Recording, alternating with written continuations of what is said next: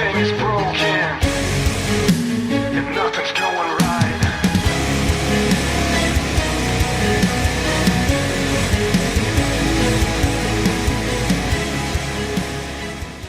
Hello and welcome to Basement Fodder, the only show you're currently listening to. I'm Todd. I'm Dave. Live as always from the Nugget of Doom. Mm-hmm. The Nook. The Nook. The Doom Nook. The Doom Nook. We're back and live in an almost living color. Like, freshly off a fat breakfast of Barnyard Busters at TJ's. Oh, yeah. So you'll be hearing a lot of burping and a lot of farting. Burping, farting, indigestion Maybe in some general. burping. There might be some burping. Ooh. I don't know.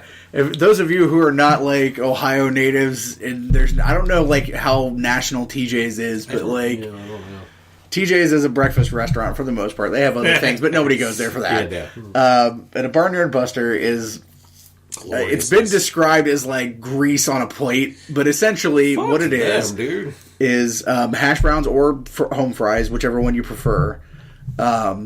Eggs, I always get mine over medium. You always do scrambled. Mm-hmm. 2 biscuits split, and then it's all just gravied over top of it. Yeah. It sounds gross like, when you first think about it, but I'm telling you, it is like the best comfort food breakfast ever. And the most amazing, magical, weird fucking thing about it is if you take it home and you put it in the microwave, it tastes exactly the same. Like, I've never seen another food that you reheat later and it tastes exactly the same. The chemical composition of this thing just like literally puts it in stasis. Like, from when it was made to when you throw it away, it will always taste the same. We're going to start sponsoring some event where we have, like, local creators get together with us at TJ's and have barnyard breakfast. Indie barnyard breakfast. They all shit themselves. We all have a communal dump. Yeah. Because you will. Yeah. Oh, God, yeah. You definitely will get some sweet vengeance. But I dare say it's worth it because it's so delicious. And very cheap, too. It's like $5. Like, it's very cheap. I remember when I first started getting them, though, as a early teenager, it was like $3.99. Yeah. No, $2.99. When I was working at Rally's in high school back in the day, we'd go there after we closed up at 2 in the morning and get Barnyard Busters for like $2.99. And like, hey, if you wanted to get frivolous, get a drink too. Like, so crazy. Come out of there with a $6 bill, you know. But that was a fun time. My belly's all full and full of happiness, and we saw like the cutest, most beautiful expression of love on the way out of that place. I have to talk about this. Oh my God. Was it not the greatest thing you've ever seen? But it literally, when I saw it, I immediately thought of like old school Mad TV, the like lowered expectation commercials. Because it was these two like late 40s people on their little fucking motorized wheelchairs and stuff like that. But it was cute because the guy was actually like, they were against each other and like he was like steering both of them and she was holding his hand and they were both smiling and it was like 29 degrees out and shit like that. They're both like, ah. And it's like simultaneously the sweetest and saddest thing you've ever seen at the same time. But it's like, if you don't believe in love, man, if you don't believe there's someone for everyone, fucking watch these people go through this parking lot. Like, this is love. From their motel, you know. From their motel. Like, this is fucking love, man. Glorious. It was glorious and beautiful. Oh my God, I love it. I'll never forget it. I swear. Yeah. I wish I could have pulled my camera up quick enough to take a picture because it was just absolute. It was a meme waiting to happen. Yeah. But it was absolutely fucking beautiful. I enjoyed it. I enjoyed it very much. Yeah. So that was a lot of fun. Speaking of fun, we spent not this past weekend, but the weekend before, because we do every 2 weeks now, at the Jim and Dan show out in Dayton. Our friends from Roma were there. Yeah. Enjoying their time. Yeah. Even Kenny. Even Kenny was there but he wasn't with them doing the booth, but he showed up to, say hi and chat and whatnot. We got to see Aaron and Sarah. That was great. I got to pick up the Walgreens exclusive Medusa Marvel Legends figure, which I've been wanting for quite some time now. Like I said, I want her head on the 5-pack version. No, I get it. You like that gear more. Yeah, I like that gear. But I mean, her head sculpt is amazing. Love her head sculpt. Yeah. The hair sculpt is fucking epic. Yeah. So I was super jazzed to get that. I picked up the orc from the boss fight, like the Hacks figures. Yeah, man, that thing comes with so much shit. Those are really cool figures. I'm not really usually into 3 3/4 size figures. They're so good. But they're really fucking cool. Yeah. They're like, if you were an old school Joe collector and you like fantasy stuff, this is totally for you. Yeah, it is, especially the new series that's coming out. Yeah. You should check out their website if you want to get into it. I think it's romacollectibles.com, or you can check out Roma Collectibles on eBay too, or Facebook. But or you go down to Trader's World, or you can not anymore. They're done. Oh, are they done with the Trader's World? Yeah, no. Sarah told me they're done. It was a raw deal. They kind of got a raw deal down there. She told me about the deal, and he told me about the deal. Like they both told me, and it was like. The fucked up thing about it though is like what Aaron was telling me about it, because like where the spot they got was shit, but he tried to be like, hey, can I like go, like another spot opened up, can I go there, like a better spot? And apparently they have a fucking like a waiting list. And I'm like, if you have a waiting list, why are there so many empty booths there? Like, this is a valid question. It's the thing. Like, I don't know what the fuck they're doing down there in Trader's World, but it's fucking stupid. And when I was a kid, like, of course, if you're not an Ohio person, we're talking about indoor flea markets. When I was a kid, Caesars Creek was huge. It was like the place to go. It was the indoor flea market. And then it petered out a couple years ago. Yeah. And then Trader's World happened, and like it started being the it place. And then there's Treasure Isles across the way, which is more like which is the dirt market. But it's where they have the sticky animals and shit. Yeah. But I mean, it's like you go to these for two different things. Like Reeks like marsupial piss. Yeah, like.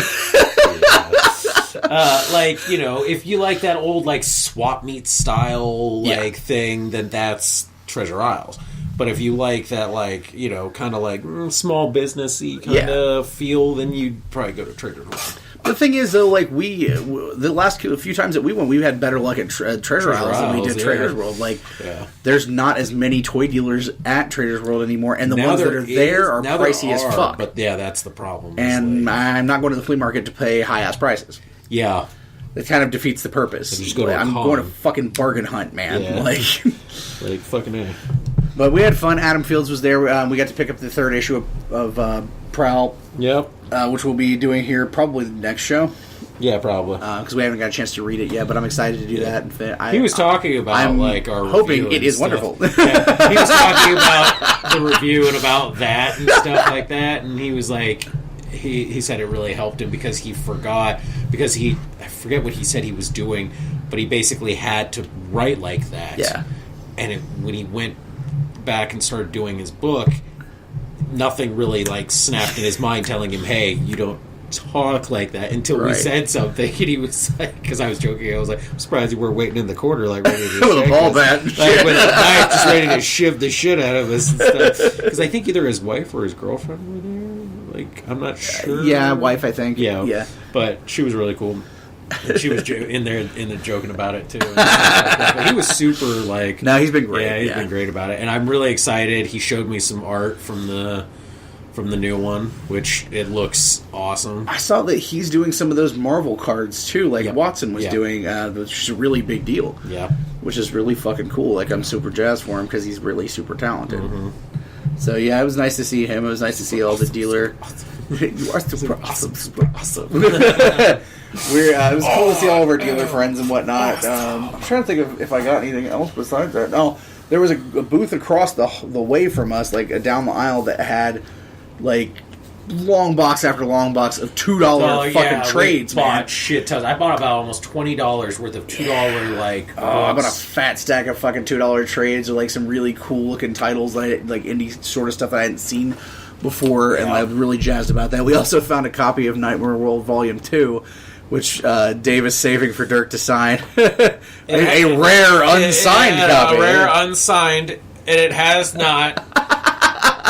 It's not touched my Dave's nuts have not been genitals at all. bequeathed on it, so you're fine. For those of you who were not around when we were at Lexington, was it 2 years ago? Yeah. 2 years ago, we had found a copy of Nightmare World Volume 1 at, I think it was Gem City, what do you call them? Gem City distributors or whatever, the ones who do those, We had found a copy of it for, a couple bucks, and we picked it up, and we're famous for our hotel boudoir photos. And Dave did a great pose where he's bare-ass naked, with comics covering, and the comic covering his genital area is Nightmare World Volume 1. Yeah. So on the way back on that tour was Gem City. We stopped. So we stopped in Gem City, and Dirk was there, and a lot of our other friends were there. And Dave's like, I'm going to perpetrate a great whammy. I'm going to take this book up and have Dirk sign it. Oh, yes. I feel nobody has perpetrated a better whammy on him than that. So, walk up to the table, and we're just engaging in our normal conversation because we're friends. We don't get to see each other that often, so it's just a lot of hugs and, deep conversation about wrestling, whatever. Yeah. And Dave's like, hey, got this, picked it up at the show, like, could you sign it? Yeah. Yeah, because it's outside. Yeah, and he's like, oh, yeah, absolutely. So he grabs it, and he's holding on to it or whatever, and he starts signing it, and then the realization creeps across his face. Because I was like, hey, does that look familiar? Because, like, we had to just drop that little nugget of a hint, and then he's just like, because he had loved and commented on the picture, the boudoir pictures, and then the immediate realization that he is holding the equivalent of my nuts in his hand, and he just instantaneously just drops the book and is you like, motherfucker. "Oh, you motherfucker!" Gotcha. So now he's like, he does not trust me. Like I can never hand Manning a book to sign that he did not see me buy right there. Like I cannot bring a book from home and have him sign it because he has fear that it's. This is what guys do when they're friends with each other. Yeah. Seriously, like, how can I get you to somehow touch my genitals, or like, not in a gay way, but like, how can I somehow hornswoggle you into touching something my dick was on? Like, it's so weird. It is. Like, if you don't think about it, it's just funny. But then when you start thinking about it, you're like, God, we're weird. Like, we are why weird. the fuck do we do this weird shit? No, I mean, it was a good show. Like, it started off rocky because we were running late going up there, and we got there about literally 5 minutes till open. Yeah. And God bless Jim, he was trying to figure out like, how to fill the space without if we didn't show up. Yeah. So he had moved another, vendor into the space. Like, when we got there, he was like, okay, great, here's your space. Like, they'll move back. They were not happy with this. Yeah. I'm not going to say who it was because I'm not an asshole, but you can go fuck yourself. The guy spent the rest of the show giving me shitty looks and trying to push his shit closer into our space, and I just kept pushing it back.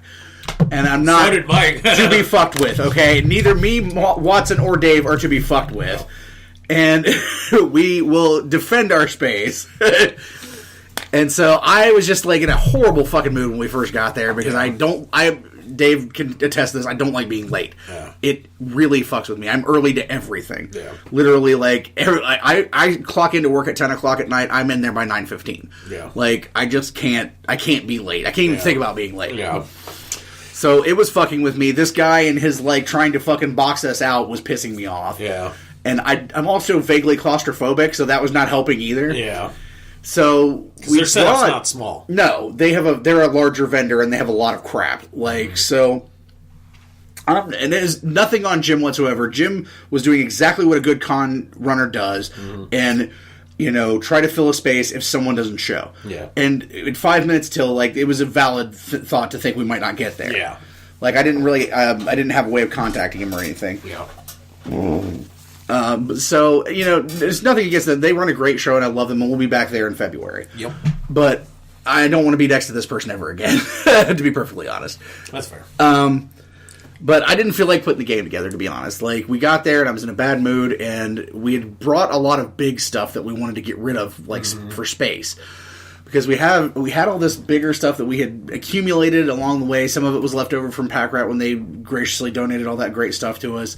Some of it was just stuff I had picked up on amazing clearances. Like, there was this great Walmart clearance that I hit once where basically there was a giant table of stuff that the lady was marking down to a quarter. Yeah. That was stuff that was like $15 and $20 before. Yeah. So I'm like, I'll just take all of that, thank you. Yeah, just keep marking it and throwing it in my cart.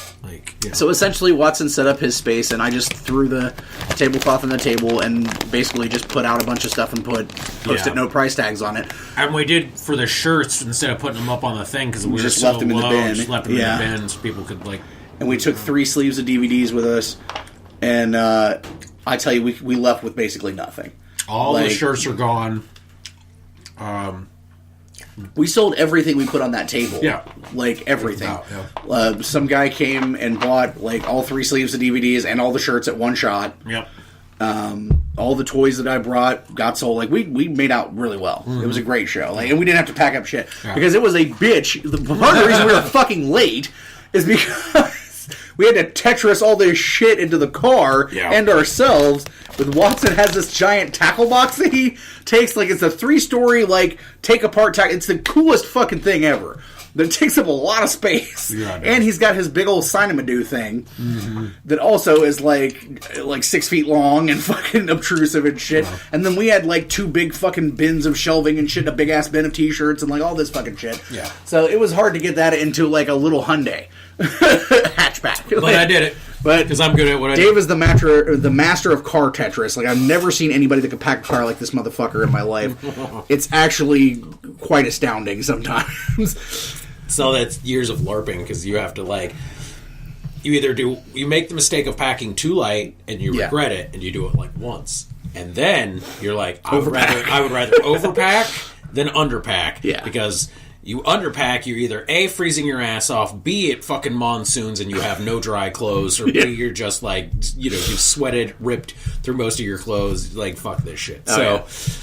We overpack, and man, I have seen some vehicles packed to the brim. I have seen a Geo Metro convertible packed to the brim with 2 people in it and spears zip tied along the side of it and driven. You can give me a car and I can fill that motherfucker to the brim. This is the weirdest story, but you said zip ties, and it reminded me of this fucked up thing that happened at work this week. Those of you know, like, I work at a call center on the phones, and a lot of not smart people also work there. I'm not going to lie. Not Swift. So one of my unswift coworkers, they have these things called Omni cords. It's basically a cord that connects from the phone to your headset. And I don't know why, but people have a habit of walking away with them or losing them. So then you can't fucking plug your headset in when you get there. And it's really irritating. So they started zip tying them to the back of the phone. Great idea, right? So this, our friend Jerica, she's a supervisor, and she and I came up together or whatever, and she moved to another shift so she could get a promotion, which I'm not willing to do. But she was telling me this person on her team came up to her and was like, hey, there's a problem with my Omnicord. It's like stuck to the back of my phone with one of those things that rapists use to like hold women. And I was like, she was like, what are you talking about? And she's like, those plastic things that rapists use to like handcuff women. She's like, a zip tie? And she was like, yeah, one of those things. I'm like, why is that the first thing you go to? Like, there's a lot of uses for zip ties. Because I imagine this person is probably somebody like you and I who literally just watches the entirely too much, like, Dateline and, like, the Justice Channel and, like, all those, like, serial killer fucking things where you're like, you start looking at household items like, this is how this is used in a killer situation. You're like, well, I guess if I look at a zip tie, the first thing I would think of is, like, handcuffs, like cops use them like handcuffs and shit. But a rapist is not the first thing that pops into my head. For me, though, like, when I see it, I'm like, that's a zip tie. It's a zip tie, there's nothing else with that kind of a name. Like, it just struck me as I don't know the anybody most who knows fucked up what thing. a zip tie is, but doesn't know that it's called a zip tie. Like, it just, It was great, though. I enjoyed it thoroughly. I was just like, ooh, how stupid could you possibly be? But we're talking about... But no, it was a great show. Jim and Dan was great. Thanks again to Jim and Dan, of course, for having us out. We appreciate that. We had a good time. It was good. Super fun, awesome time with Watson. Watson's always fun to hang out with. He's very exciting. We had a great conversation on the way down there in the car. And I think we should start recording these conversations that we have, like, to and from, because they're really great. More so, too, because the from is usually... you motherfuckers sleeping in the car as I'm driving. I came off work the night before, bro. That's what I'm saying. That's what I'm saying. Like, I understand. But usually the drive is... I don't know. We were talking about tricking your dick this time. That's true. We had a good time, though. Yeah. Speaking of interesting and fun and awesome things, I wanted to mention first, like, I haven't read much of this story, but did you see that the San Diego Comic-Con lawsuit thing got... They have allowed them to trademark the word Comic-Con or the phrase Comic-Con. I had seen that this was happening. I knew that it went to court. I was really hoping that, like, a common sense thing would come out. Like, they would just be like, are you fucking kidding me?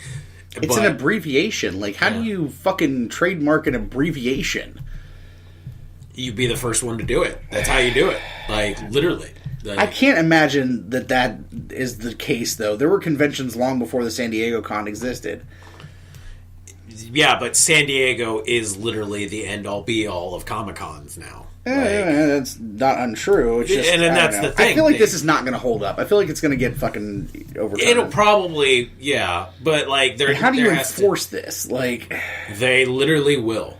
Like, they will start like, I get scouring. you, like, enforce it on the bigger cons and shit, but, like, little tiny shows and stuff, like, someone's going to call it a con. It's a fucking abbreviation for convention. Like, you just have to spell out on all your posters, convention. Like, yeah, literally. That's what they're going to have to do. That, like, either they pay for those extra letters, or they pay San Diego Comic-Con. That's just fucking ridiculous. It is. It's fucking stupid. Like, how petty and fucking bullshit like, so can you be? what you're saying is, like, so does New York Comic-Con have to pay royalties now? Like, yeah, is that what happened? Like, you should just change your name to Celebrity Swap Meet and shit, like what you actually are. Like, I do. Like, it's a fucking mixed bag because, like, I've always wanted to go, and it's like it is a bucket list thing, and if given the opportunity, I would go in a hot fucking second. Yeah, like Dragon Con. You know, it's one of those. Yeah, ones where but I it's like also am disgusted by some of their practices. Yeah, and like it's not really a Comic Con. Yeah, it's a celebrity con. con. My thing though is like, how does this affect like Wizard World? Yeah, I would think that they would be one of the major ones that would fight that shit. Yeah. But I don't know. Like, it's still a developing story, so when there's more on it, we'll talk more about it. But I just want to kind of pop it in there since we were talking about cons in general as a ride on the Segway. Segway. But speaking of riding on the Segway, I mean, San Diego Comic-Con, what's it famous for? One of the many things is debuting of trailers. Yeah. And there were there was a big old trailer debut this week. Yep. Of the Jurassic World sequel, Fallen Kingdom, which Watson got me good. I will admit this. Watson got me good because we were talking on the way down to the Jim and Dan show. We were talking about the Avengers Infinity War trailer and my fucks that I don't give for it. Yeah, my thought process on it because he's like, "Oh man, what y'all think about that trailer?" And I'm like, "Meh." And because that's exactly, I think we talked about this in the last show, like when it actually came out. Yeah, we did. This is my thought process on it. Like, it was just like, meh, it existed. Like, it did not impress me. It did not excite me. Nothing. My dick is very limp for Marvel. Yeah. So we had that conversation or whatever. So the other night when the Jurassic World Fallen Kingdom trailer dropped, like, I watched it and I was like, wow, this looks really fucking good. And I posted on Facebook, like, and Watson you. I was like, that Jurassic World trailer. And then Watson was like, meh. And I was like, all right, motherfucker, you got me. That's fine, but fuck you, that trailer was great.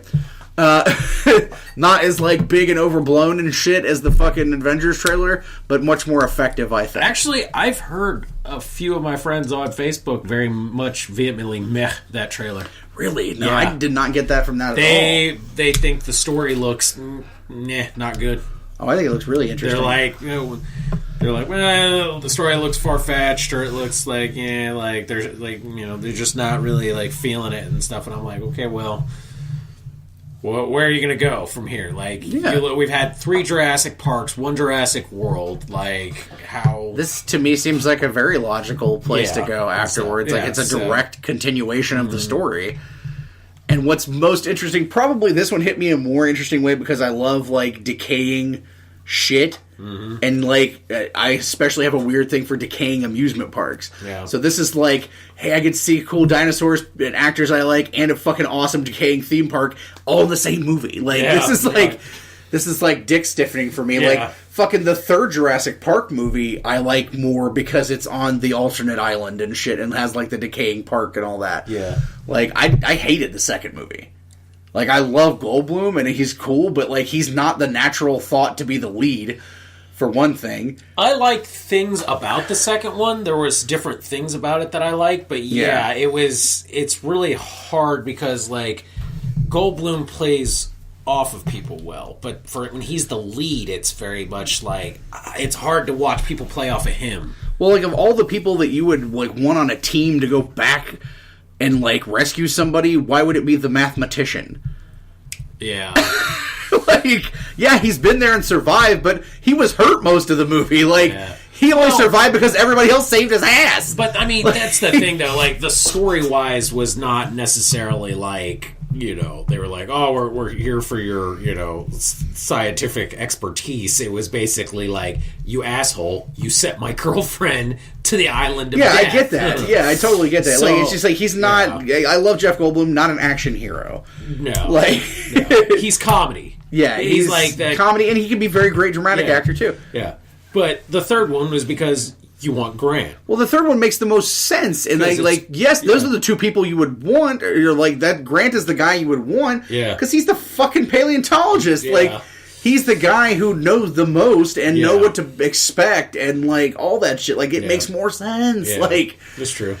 And plus, like, I like the Spinosaur. The Spinosaur's fucking awesome looking. Like, it's a great dinosaur to use. And then, like, the aviary. The aviary is the thing in that movie. Yeah. And that's a concept that derives from the books that never got used in the other stuff and that was like conceived of for other movies. Mm-hmm. But the aviary scene in that is like genuinely frightening. Yeah. Especially because I don't like birds. Yeah. And I'm creeped out by birds. And pterodactyls, horrifying giant lizard birds. Mm-hmm. Like, it's not just like, oh, like it's bright and shiny. Like, no. It's very much... They play on that, like, Stephen King, The Mist fear, where it's like... Oh, my God. Like, you can't watch that scene and tell me it's not, like, from a fucking horror movie. When he gets on the fucking, like, the bridge and starts fucking walking on its fucking appendages at you, I'm like, oh, no. But, so, the Jurassic World one came out. It's an interesting concept for what they're doing. Mm-hmm. They're basically saying that it's a rescue mission... for Chris Pratt and Bryce Dallas Howard. Yeah, his character is basically the island through whether it be means of stuff that they were doing there or natural, like a volcanic or something like that, but the island is in danger of being destroyed. Yeah. And so they're basically like talking like, are we really going on a rescue mission to go save all these fucking dinosaurs? Yeah, and then like they bring Goldblum back in a logical way too. Yeah, because they're asking that question like, is this like, you know, he's an expert in the area of the park and the things that happened, and he was there. Like, what better person to ask? Is this okay? Yeah, and I mean, this is where technically his character's specialty would come in because, like, yes, he's a mathematician, but he's like chaos theory, chaos theory stuff. And it's basically, they're like, okay, what's the likelihood? Like, should we just say fuck it and let him, you know, what happened?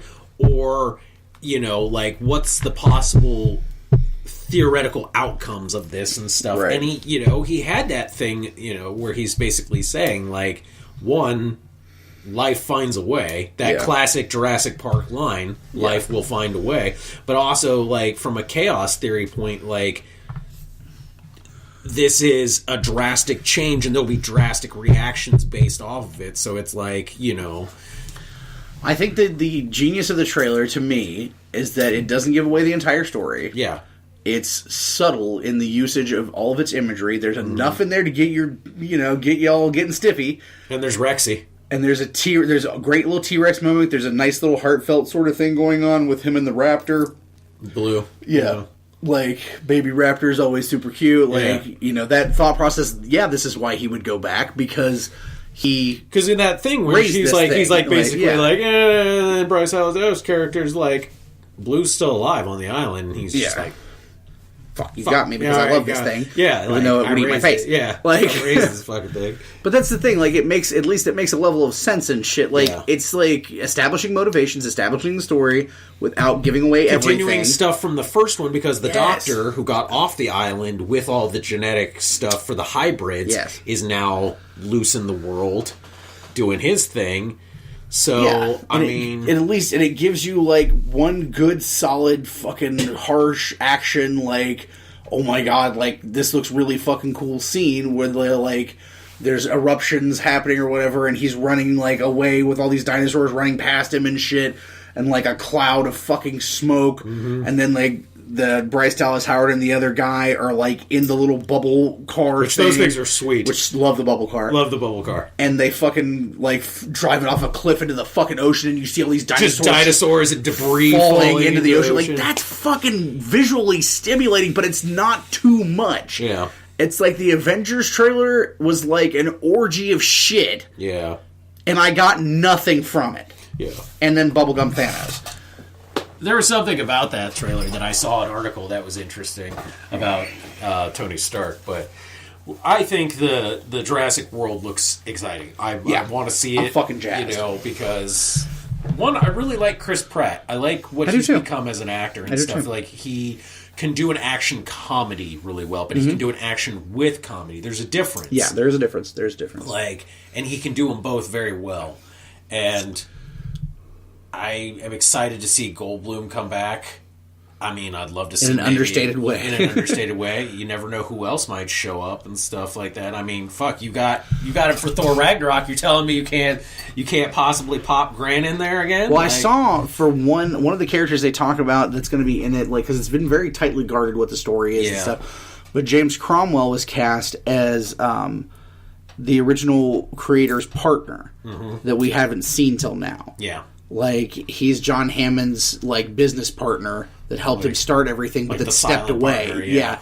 And I love James Cromwell as an actor. He's a fucking brilliant actor. And it's interesting to see that side of it, too, like, you know, a throwback to the original story and to talk about, like, Hammond's vision and all that shit, too. Like, so that's very interesting shit to me. Yeah.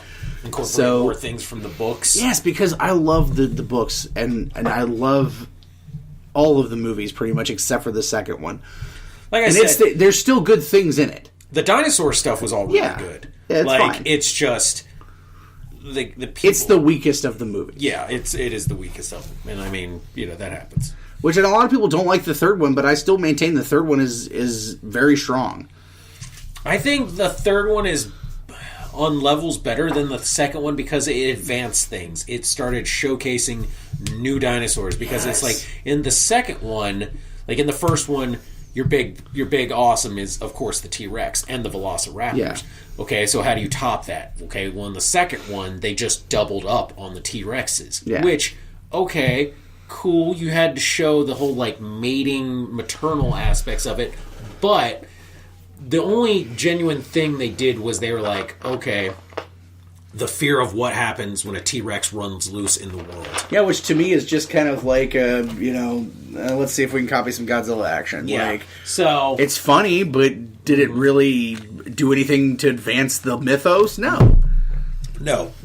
Considering from when all the new dinosaurs that have constantly being discovered and stuff, no, we weren't really getting anything. Then the third one hits on a new fear. Yeah. And the Spinosaurus, because you think with a T-Rex, if you got to a high ground or to water, you're safe. Yeah. You know, we know what the weaknesses of a T-Rex are. Yeah. We know the movement, we know the stuff, all of that. Spinosaurus, none of that problem. No. Yeah. And it's fucking frightening. No, and then the whole the pterodactyls too. That's the thing too. The cell phone thing inside the Spinosaurus. Oh yeah. Oh, that was. And then with this one, it's like they flat out give you a brand new before unseen dinosaur in the trailer. Yeah. They use the Carnotaur, which is one of my favorite kind of T-Rex family kind of dinosaurs because it has those great devil horns and shit. Like small but fucking dangerous. Very dangerous. Yeah. And then like, hey man, you gave me a Carnotaur. I'm super fucking jazzed because that's a great dinosaur and it's not been used before. And it's not like the only one. And it's not like, hey, let's bring it in as the new bad guy or whatever. No, it's a new dinosaur. It is another, like, it's like, well, you have a lion and you have a tiger kind of thing. Not where, in the first one, where the first Jurassic World, to me, the big glaring problem with the Jurassic World, the first one, is that stupid ass fucking made up dinosaur. The Indominus? The Indominus. Okay. I don't like the look of it. I don't like the look of it. The concept of it is fucking scary as is shit. Exactly where they should have gone with the story. Yeah. Like, that's why I can't, like, hate it too much. Like, I don't like the way it looks. Yeah. But I love the idea of it and the story. I love concept. I love all of the stuff about it. I just didn't like the execution on it. Absolutely.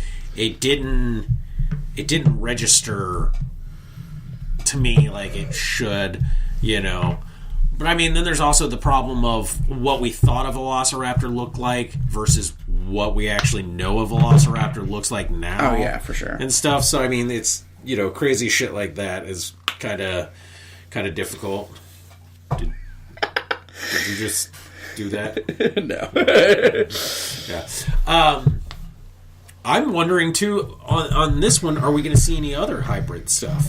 Yeah, I'm wondering, because I know they confirmed that B.D. Wong's character is in the movie. Mm-hmm. So my question is, because we saw that long list of hybrids that he was making. Yeah, and so I'm very much this should be interesting. There was a really I went on a rabbit hole one time about Jurassic Park stuff, and I saw concepts that they came up with for a fourth movie that never happened. Mm-hmm. And it was they were talking about the military using dinosaur technology to make hybrid soldiers, basically. Now it bordered on ridiculous, but it would have been interesting in a respective, not Jurassic Park necessarily, but then to go off and make this concept too. It's too cartoony to fit in that world. Mm-hmm. But it was dinosaur human hybrids, basically. Yeah, which is way too but Jurassic World, they did a good job as trying to can we weaponize these things? Yeah, exactly. Can they be trained? Can they be in that setting of we train dogs and we train other things, can we do that? Because, I mean, shit, if you had your own pack of fucking attack velociraptors, shit. You mother god! Hello, Gigi. Yes, hello, Kitty. Hello, thank you for that. Our silent coaster here. Just shredded your knee. Yeah. Hey, no, come over here. Love you too, little buddy. So our second trailer was the new animated Spider-Man Into the Spiderverse, where this is Miles Morales. Yeah. There's not much detail on this one. It's interesting. It's very much a teaser. It is. And the animation looks awesome, though. It's that very, mix of, CG stop motion, Kubo and some of those other ones really and stuff. Fucking cool, I have to say. And, like I said, it's Miles Morales, but it's, them exploring the whole thing. Peter Parker is in it. Yeah. And, because there's a scene where he's talking, how many of us are there. So, they might explore more of these as far as, there's the possibility of, the Noir, Spider-Man, Spider-Gwen, all kinds of other people. It'd be really interesting. And this is, a different branch out for Marvel to do, a theatrical animated movie. It's because normally DC holds the reins on the animated stuff, because, DC's animated movies usually stomp out. Much better, yeah. So much better. No offense to the Ultimates movies, they're okay, but DC's animated is a billion times better. The only ones I really liked was I love the Doctor Strange animated one. It was pretty good. Yeah. The Iron Man one sucked because it was really shitty 3D mixed with animation. Oh, yes. The Ultimates were okay, but the problem in that very flawed world is it's the Ultimates universe, and I don't give a shit. Yeah, the only thing I like from the Ultimates universe is Thor's hammer, not Thor. It's just Thor's hammer. Just the hammer. Don't like douchebag Thor. No, douchebag Thor is crappy. So, I mean, we'll see how it goes. I know Mr. Watson is quite excited about it. I mean, he loves Miles Morales Spider-Man. And, you know what? I'm excited to see them kind of, showcasing Miles, more. Because he is a very popular version of Spider-Man. Oh yeah, absolutely. So, and this might be a Spider-Man movie I would actually give a shit about watching. Yeah, because at least one, it's animation, so I know they could do Spider-Man stuff right. Yeah, that's exciting too. Two, it's not Peter Parker, which it always is more exciting for me because Peter to me is the worst part of Spider-Man. I like Ben Reilly Spider-Man. I've always been more of a Scarlet Spider than Spider-Man type character. So I'm looking forward to it. I'm definitely looking forward to it. I'm going to tell you about a trailer. We didn't discuss this before, but let's slip this in here because we've been talking about it. Mm-hmm. I'll tell you about a trailer that does not excite me. I'm both ashamed and repelled by it at the same time. This is the Jumanji trailer. I think we have. I don't know. We may have talked about it forever briefly. ago. We've hated on the Jumanji one. Briefly go back and say how many billions of dicks that it sucks. I love The Rock with all my heart. He's fucking amazing. Gillian. I love Carey Gillian. I couldn't give a fuck if I ever saw Jack Black again in my life. And I don't care about Kevin Hart. Fucking care about... You know what? Okay, let's put Kevin Hart on that list of motherfuckers that everybody likes that I can't figure out why.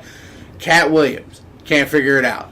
Kevin Hart, can't figure it out. Amy fucking Schumer, can't figure it out. Louis C.K. before he got in trouble, can't figure it out. Yeah. All these people that people like swear are so fucking funny that I'm like, I got nothing. Aziz Ansari on that fucking list too. I like to bitch smack that little bastard fucking as hard as I possibly could. Yeah. Ali Wong. There's so many fucking comedians these days that everybody's like, oh my god, that's that funny, and I'm like, I don't know what the fuck you're talking about because I'd rather hit this person with a car than listen to them fucking talk. And Kevin Hart is like the tippity of that fucking list. Yeah. He's irritating, annoying. He has Chris Tucker level of annoying voice.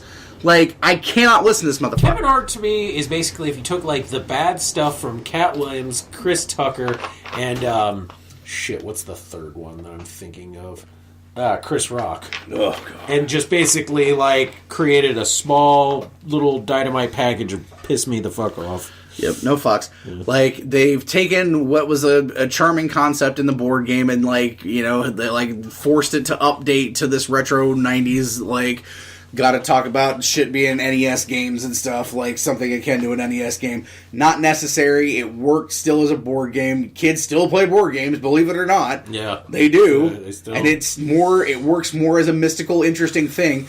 Hey, the last time that video game things came to life, that Pixels movie. And guess how well that did? Yeah. Like, look how, like, even this Rampage trailer that just came out, as much as I love The Rock and giant creatures and shit, I fear that this one won't do well. No. Like, I don't either, but I mean, like, the character, like, the creature concepts. Oh, looks interesting, yeah. I'll go see it. Yeah. I'll go see that before I go see Jumanji. God, the problem with Jumanji is, like, this one, is you take the mystique away in the sense of, like, the beauty of the board game was, like, it brought Jumanji to your world. Yeah. Not bring you to Jumanji. Yeah. That was the thing. The scary part in that movie was, like, hearing Robin Williams talk about Jumanji. Like, being there. Being stuck in that place. Yeah. And, like, how fucking horrific it is. And then to see it, they go into the world and see Jumanji. It really didn't look that scary. No, it looks like fucking Pitfall, the video game movie or something. Yeah. Like, it's just like a rando jungle movie. It literally looked like the first Jurassic Park when they're, like, going to see the dinosaurs for the first time. And you're like, oh, this looks like this was shot entirely in Hawaii. Yeah. Like... The whole thing of this is supposed to be getting by on the charm of the actors. This is one of those movies. Like, the plot is paper thin. Yeah. And it's like, let's make it a really pretty location and get really fun, charming people to be in it and shit. Like, this is a problem with some of The Rock's movies. I love The Rock. He's fucking amazing. He's extremely charming. He's a good actor. But too many movies that he does takes advantage of the fact that people just like to watch the guy. Yeah. Like... This is a thing, and this is why I don't end up watching a lot of these movies. No. One of my favorite movies that he does is honestly, like, I loved Faster, because that was not one of those, Walking Tall. Walking Tall, and Moana. Moana is actually a really great movie because, like, he's in it, and he does a really good job, but he's a side character. He's a character that helps move the story along and stuff, so it's not one of those things where they're like, oh, he's good looking, and he's like, hey, you know, like, constantly like, and this is like literally fucking a slap in the face. Is like, that's what they're doing. Like, this nerdy ass little fucking kid picks his character and becomes The Rock, and he's all like, you know, oh, fucking amazing, I'm so strong, I slap Kevin Hart around like a little bitch and stuff like that's that. Pleasing, you know, I mean, that's hilarious stuff. But then you see, like, the little kid, like, don't cry, you know, like, coming out because you know The Rock is funny and stuff, and it's like, cool, these are, like, things that you know will work. Yeah. But to me, I'm just like, okay, the story. It falls into that Ryan Reynolds trap and shit that happened. Like, you start making all these movies with one guy in it, and you're, at this point, you're not making a movie anymore. You're just making a, hey, let's stare at this charming dude for an hour and a half. Like, I don't give a fuck. Yeah. Like, let's make girls, you know, get all super jazzed about The Rock, and let's make guys want to watch him because he's cool. Yeah. Like, no, that's not enough for me. Yeah. Like, that's not enough for me to be interested in considering what Jumanji originally was. Yeah. Like, because your main hero in Jumanji was Robin Williams. Yeah, that movie kind of has always had a special place in my heart because, like, I love the practical effects of it. I love the story. The story is a sweet story. Some of the it's best. A good story. There's some scary elements and stuff to it. Like, it's a good story. It's well acted. It's well produced. This one's just a shove popcorn down your fucking face thing, and I'm just like, I don't care. It has no soul. Yeah. There's no heart to it. Yeah. There is a tiny little heart. Yeah, a little pissant, half a fucking sawed-off piece of shit Kevin Hart. Yeah. Don't fucking care. Never, ever, ever, ever, ever will. The tiniest of tiny hearts. Tiniest of fucks that I would ever give about anything he ever does. Ever. That's true. So, yeah, that's how I feel about the fucking Jumanji trailer. Mm-hmm. Just a quick piece of news. I want to drop that the Black Lightning series, which we're both very excited about, I just want to know what Earth it's on, god damn it. Not the one with fucking Arrow and shit. Like, I don't know. No, they've repeatedly said it's not in the Arrowverse. They say it's not in the Arrowverse, or it's just not on his Earth? It's not in the Arrowverse, is what they keep saying. It's not connected to the other shows. Which is the same thing they said about Supergirl when it started too, and we said where that ended up. Mm-hmm. You can't have a show on being on the same station, the same subject matter, the same comic book company, and them not connect in some way. Yeah. Like, it's not realistic. But anyway, January 16th. Tuesday, January 16th at 8 Central on the CW in Supergirl's spot, if I'm not mistaken. The non-Arrowverse show taking over one of the Arrowverse I'm shows. excited for it. We've seen the one trailer. The trailer is good looking. Like, there's a lot of potential. I love Black Lightning as a character. Mm-hmm. I love his suit. Like, his suit looks so good. Looks really fucking cool. I love Cress Williams as an actor. He's fucking amazingly talented. I love that they're not just doing him. Like, they're going into the story about his daughters. And that's like older version him, which is like some of the best stories that have ever been written about Black Lightning. It's about him and his family. Like, I'm super fucking jazzed for it. Yeah. So, yeah, that's coming up there. I'm excited about it. Like, I really think that the right people are doing it and that respect the material. And like, that's the other thing. Literally, this show is being made by everybody that works on Arrowverse stuff. Yeah. So it's like the look of the suit is good. I like the look of the suit. I'm just really fucking jazzed for it, to be honest. It's about time we get a cool, character like this, and I'm ready to go. I'm as excited as I am about that. I am actually really excited for Legends to come back because I saw with the last episode a character. Spoilers. So, you all know, or if you don't by now, Stein died. That sucked. Spoilers. Yeah. In this episode, after some stuff happening, Jax decides to leave. Because basically they make it, he's managed to survive, but he can't firestorm out, I think, is what's going on. So, he decides to go. And that makes sense. It's the dynamic doesn't necessarily work as well without Stein being there. Yeah. So he, departs. Sarah walks him out, and on the way back into the ship, she closes it up, and boom, sitting there in the ship, waiting for Sarah, Matt Ryan, John Constantine. Yep. That's exciting. Yeah. So, and apparently he's saying there's a demon that knows your name, Sarah.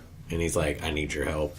And I'm excited for this because this is more going back into some magic stuff and, Yeah, I'm definitely with it. We finally get to see more live action John Constantine, which is Matt Ryan as John Constantine is some of the most beautiful casting ever. Yeah, he's fucking amazing. Yeah. So, excited for that. Yeah, I'm super fucking jazzed for that, too. I want to quickly talk about. I don't have a specific Kickstarter of the week this week, but I do want to mention the Vigilance reboot Kickstarter. Watson. I would be remiss if I didn't fucking talk Facebook about Live about it if you didn't. He's gonna go check your thigh, sir. He had that look like. What? He's gonna go Facebook Live about it if we don't talk about it. What are you all talking about? 17 days to go. Original goal 2,500. We've smashed that into little bitty pieces. We're $6 away from doubling it. So that's awesome. Yeah, that's good. We're at $4,494 as of 9:46 a.m. on Monday morning. 132 backers. They're, you've heard us gush about this 1,000 times. I'm not going to gush as usual. I'm just saying that they even have a great, just $1 reward thing that'll get you a PDF copy. Agree to get you any 4 digital comics from the online catalog for a fucking dollar. For $1, if you've never read or checked it out, and you're like, hey man, for $1, I can check out 4 of these comics. Exactly. Do it. That'll introduce you to the Hotshot verse. Yeah, can't beat it. There's all kinds of great stretch goals happening. There's all kinds of fun stuff. But yeah, please check it out on Kickstarter. It's the official name of the campaign, so you can look it up, is Vigilance Comic Book Series Relaunch by Short Fuse Media Group and the great and mighty Michael Watson. So, check it out. Pledge if you can. Promote it. Share the link. Only $1 here. And you get stuff for that. Most of the ones you get for $1, they're like, it's just like, put your name in the book. I don't give a fuck about that. Usually you have to at least spend $5 or $10 to get a PDF or something. Yeah. And this one, for $4, you get 4 PDFs for $1. Hey, man, you can't beat that. Yeah. Quarter comics. I miss quarter comics desperately. Yeah. God, yeah. So before we go to this, I see this right here. Star Trek. Quentin Tarantino, rated R. Thoughts? I've seen a lot of decisiveness about this. A lot of people that think I like Quentin Tarantino's stuff, but Quentin Tarantino versus Gene Roddenberry is so. It is. Do you think Quentin Tarantino can do Roddenberry justice as far as writing a Star Trek, or is it going to be more towards the See, I don't know if this is even a question anymore, because would you say that what Abrams has done with the new Star Trek is doing Gene Roddenberry justice? To some extent, absolutely. Okay. I think you can get away with it for Abrams because they're doing the alternate timeline stuff. Yeah. Where they're basically these minor changes, how does that affect? Cool. That way you haven't actually fucked with the original, stuff. So you're off doing your own thing, kind of. It's cool, Yeah, it's probably not necessarily in the same vein. The question is, we've seen Tarantino movies. We have, but the thing is, people forget though that that Tarantino is not just Pulp Fiction, or he's not just Jackie Brown or whatever. He has other writing abilities. Stuff he does, but he also has a tone. He does have a tone. There is a Tarantino tone.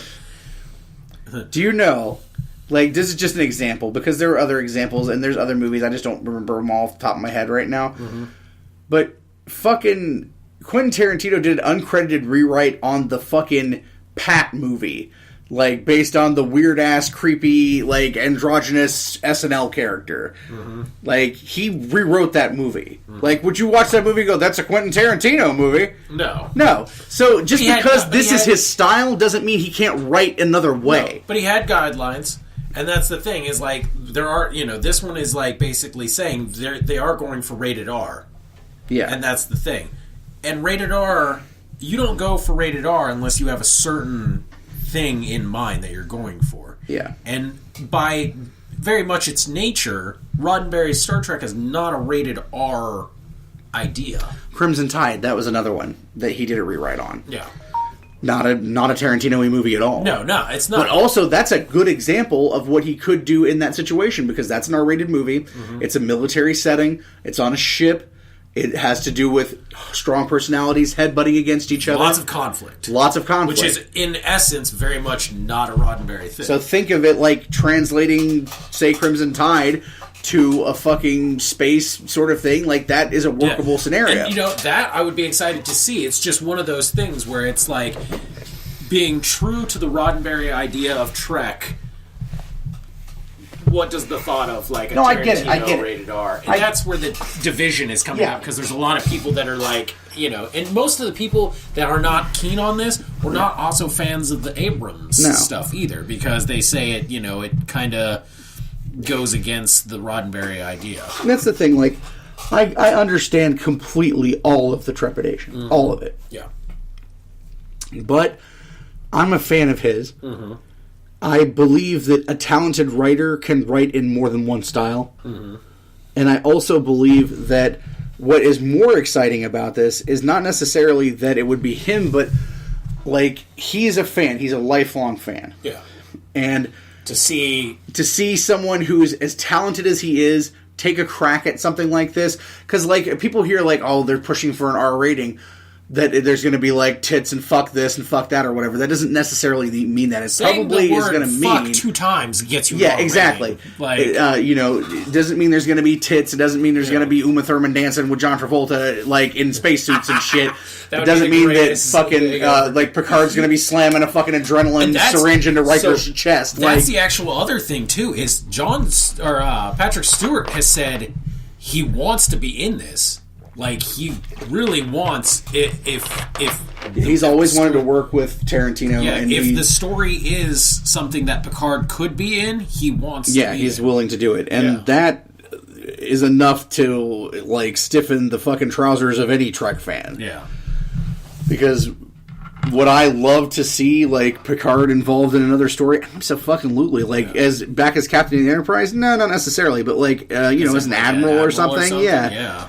Something that, I always wanted them to explore. Like, there's a series of books where it's based on the ship that Riker took after the Enterprise. Like, he didn't take over as captain of the Enterprise because Picard stayed. So he took over a deep space exploration ship called the Titan. Yeah. Which it was him. And they allude to it because they talk about it in the last Next Generation movie, like at the wedding. When Riker and Troy get married, they talk about him going to captain a new ship, and that's the ship they're talking about. Yeah. And this is interesting because this is more stuff like Voyager dealt with, where there's deep space. Yeah. Whereas, like, Generations was very much like, not a lot of it's the flagship of the fucking fleet. Like, you're not dealing with a lot of deep space exploration. You're dealing with politics. A lot of politics, and then there's some war shit in there thrown in, too. Yeah. But, like, the Titan story is interesting. There's a lot of characters that get used. Wesley Crusher is brought back in a way. And how exciting would it be to see Quill Wheaton in a fucking Trek uniform again? As an adult? Do you think Frank and Wheaton would come back and do it? Frakes, I don't know. I think Frakes loves anything Star Trek, but I think that he probably feels like he's too old for it at this point. And he doesn't look like Riker anymore. Like, I think he could probably trim up a little bit. Probably with some, like, creative hair and makeup, maybe, like, still look a little like... They can do it where he's deeper into his... But he's older, he's tubbier, and he's balder and grayer. Like, the pretty boys, they don't always age that well. But no, like, I think that there's exciting places to go. I think, like, I don't know, like, what... I think that what people envision when they think of a Tarantino Star Trek movie would be is not anything like it would be. I know, and that's the thing. I think Samuel L. Jackson ain't going to be in there like, motherfucking Klingons on my motherfucking bridge. Like, it ain't going to happen. Yeah, and I think that I mean, that's the word. But I mean, for some people that I've seen talk about it, it's not even necessarily that you'd be seeing a Tarantino film. It's just... when they saw a Tarantino and a rated R setting, both of those things really kind of go... It's kind of the same stuff people said when they saw Seth's, the Orville thing, where they were like, this is just all going to be dick and butt jokes and stuff. They were wrong. And they were wrong. It's actually probably one of the closer... It's a great show. It's probably one of the closer, like, Trek stuff. Man, they have comedy in there, more so than, like, Trek. Mm-hmm. But, I mean, Trek can sometimes learn to, laugh at itself a little bit. But, man, their heartfelt stuff in there is really good. See, I keep waiting for, like, Patrick Stewart to pop up there somewhere, because him and Seth MacFarlane are really good buddies. Oh, and he does all kinds of stuff with him. Yeah, that would be so like voice work wise and stuff. That would be a great little cameo, because we've already had a few Star Trek people. Maybe Seth's just like waiting for the good, like the really best, hey, you want to be on the Orville? I do a little cameo, man. Yeah. I mean, we got Charlize Theron to come on there. Exactly, and that was fucking awesome. Yeah, but I mean, so I'm willing to wait until I see something. See what it could be and stuff. But I know there's a lot of people, a lot of purists that are very much think a lot of, like, more Trek these days is being changed to make it more marketable and the more marketable it gets, is the more it gets away from. I think using Tarantino makes it less marketable. Yeah, but I mean, more. You know so what I'm saying though? Like, yeah. This is not a guy. This is not like 1995 Quentin Tarantino that's Where on his top of the shit's world so, and shit. yeah, Yeah, this is like- this is Tarantino who's like an older guy with an older voice of an older generation who's not making big hit movies anymore. Like the Hateful Eight was probably the last big, and it wasn't as big as we would think. Like, but that's the thing. But it is one of those, like, just in that very essence, those things go against because Tarantino does interpersonal conflict really well. He does. Watch Inglourious Bastards, like, yeah. But by that very nature, that goes against the Roddenberry idea of what Star Trek was supposed to be. Because we talked about this earlier, as like there was supposed to be no conflict between humans. Yeah, I have an extreme. I'm one of the biggest Trekkers in the world, and I fucking have extreme respect for Gene Roddenberry. Mm-hmm. I consider him a personal hero, but he also was not quite on the ball on some things. Yeah. And one of the things that I and most people who've ever written Star Trek episodes fundamentally disagree with is, like, when they brought The Next Generation out, they were like, okay, Roddenberry was like, absolutely no interpersonal conflict between humans. That is done with. We've evolved past that. It's a great thought process, except for it's A, never going to happen, and B, really fucking boring. Because we talked about this. The fundamental problem is, like, when you say, oh, we've evolved past interpersonal conflicts, is to actually kind of say you've evolved past freedom of choice, freedom of will kind of thing. Because, which society is kind of getting weirdly like that. But that's the thing, is like, by very, dynamics of the human race and stuff is, our choice to choose who we're going to be and what we're going to do. And that will always put you at conflict with yourself, with others. I agree. And so to be like, oh, we've evolved past that. Well, if you look at the races that have evolved past that, even by Star Trek means, they are very like look at Vulcans. Yeah. Look at like things like that. They are very much like, they are the grim characters. They are very much like, we don't have interpersonal thing, but we also lack passion. I agree. And I feel like this is we could do a whole show on this. And like, as much as I'd love to expound on it more, in about 10 minutes, this fucking thing's going to force restart on me because it wants to update and I can't stop it. Oh, damn. So let's quickly talk about the main event. Okay. Those of you who are WWE fans and were fans of the Cruiserweight Classic and what they're doing on the Cruiserweight show, I cannot remember the name of it. It just popped right out of my fucking 205 Live. 205 Live. You guys know Rich Swann. Rich Swann was very recently Cruiserweight champion. Yeah. But he was arrested night before last. Sorry, he was arrested on domestic battery and false imprisonment charges. I'm just going to read from the news story, and we can just expand on it for a few minutes. But Gainesville, Florida police released an arrest report for the incident, which happened in Gainesville, Florida at 10:30 p.m. last night. The victim is listed as Vanara Riggs, independent wrestler Su Ying, who Swann has been in a relationship with for approximately 5 years and has been married to for 9 months. The arrest report states that Swann and Riggs were involved in an argument after Riggs had wrestled at a show in Gainesville. Swann was critiquing her performance and began getting angry with her. Riggs got out of the vehicle they were in after getting scared that the argument was going to escalate. He chased her and yelled for her to get back in, then allegedly grabbed her by the arm and around the neck with his arm after Riggs said she didn't want to get back in, and putting her into a headlock essentially and dragging her back to the vehicle. A witness to the situation said they saw Swann push Riggs back into the vehicle while she screamed for help. They also said Riggs was beating on the window and screaming for help as they drove away. Another witness said they saw the vehicle driving erratically with Riggs jumping out of it while it was still moving and Swann getting out of it while it was moving to chase her. The vehicle wasn't in park and it rolled until it hit a telephone pole. Wow, I had not read all this. Riggs told police she was afraid because Swann has a temper sometimes and that she was trying to get away from him because she was afraid the argument would escalate into a physical violence. Which it did. Which it kind of did. Riggs said she told him to stop the vehicle so she could get out before having to jump out while it was still slowly moving. She said Swann grabbed her by the arm and pulled her back in despite her not wanting to go with him. Swann denied grabbing Riggs and putting her back in the vehicle, saying that she got in on her own and he never physically touched her. He said he was trying to get home and her phone had the GPS for the directions.